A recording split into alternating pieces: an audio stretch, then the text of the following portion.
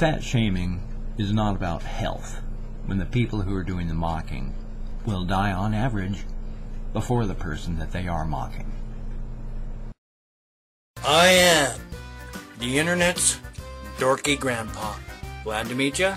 Hope you stay. Howdy, howdy, howdy.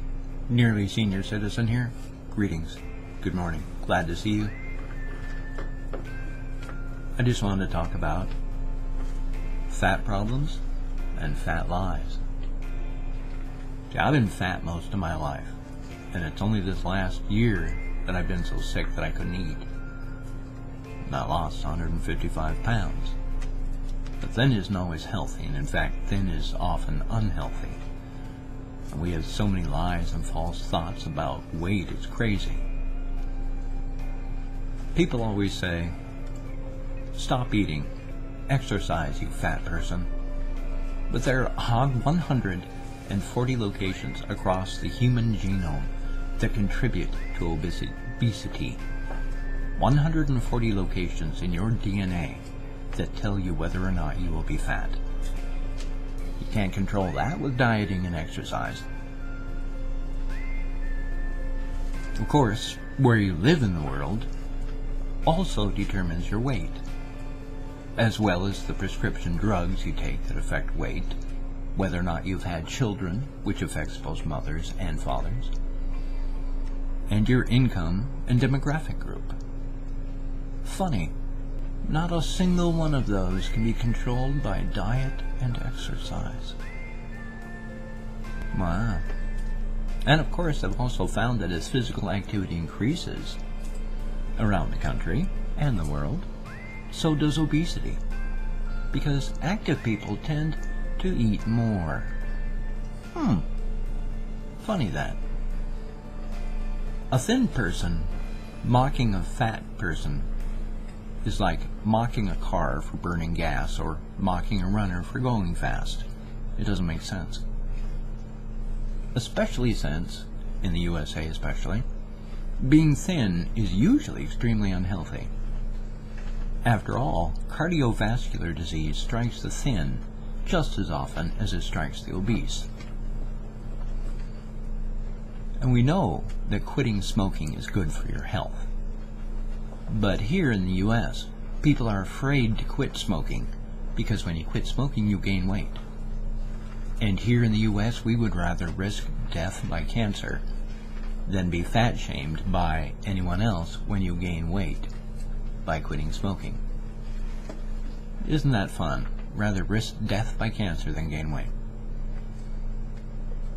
And this is the best one, and the one that I like the most. Thin people who boast of their tiny BMI. Well, you guess what?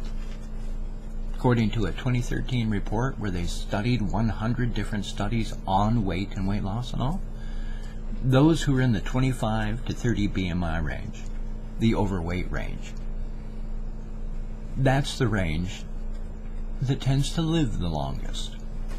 Thin people die off faster. Really fat people, unfortunately, once you get fat and unfit, then you're unhealthy. If you're fat but fit, you're doing good. But right there in the 25 to 30 range, you're golden. Sure, you got people who'll be going, yeah, you should be losing weight. And you'll say, why? So I can die as early as you will? Fat shaming is not about health, when the people who are doing the mocking will die on average before the person that they are mocking. And don't worry about being overweight.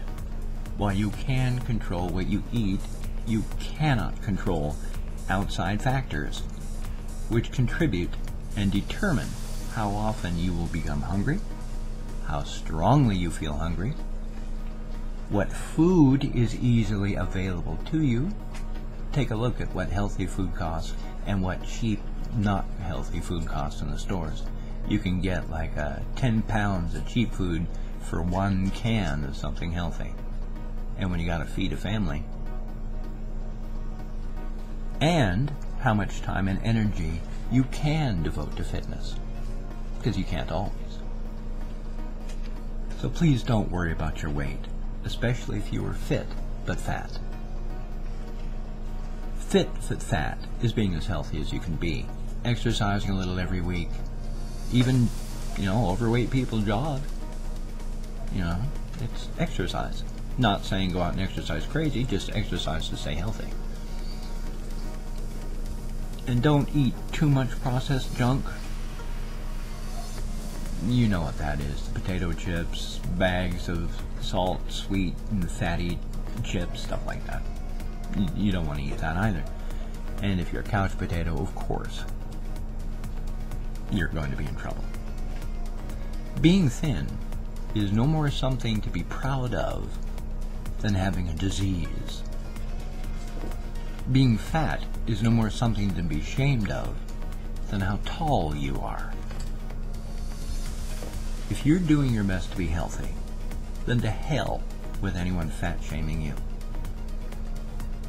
They have found that dieting and such causes food cravings stronger than those cravings felt by withdrawing heroin and cocaine addicts. There is no self-control that strong.